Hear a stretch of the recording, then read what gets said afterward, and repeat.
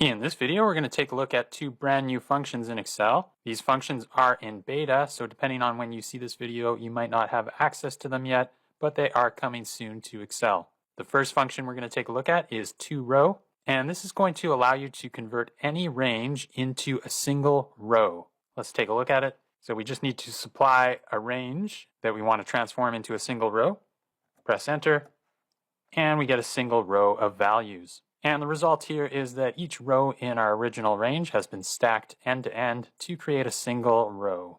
TOROW actually comes with a couple optional parameters. So the second parameter allows you to ignore blanks or errors. Now we don't have any blanks or errors in our values, so we're just going to keep the default option. And the last parameter allows you to scan by rows or scan by columns. Now we just saw the scan by rows option. That's the default. So let's try scan by columns and see what happens. So again, we get a single row, but this time the first three values in our row is from the first column, and the next set of values is from the second column.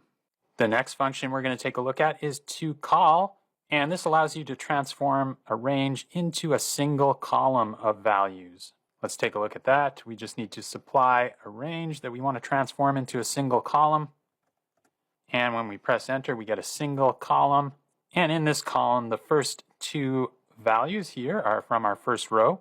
The next two values are from our second row. And the last two values are from our third row of our original range. TOCOL also comes with similar optional arguments. So we have options to ignore blanks and errors. Our range doesn't have those, so we're just going to keep all the values. And again, we can scan by rows or columns. So we just saw the default option of scanning by rows. Let's try scan by columns. And again, we get a single column of values, but this time the result is the two columns stacked top to bottom.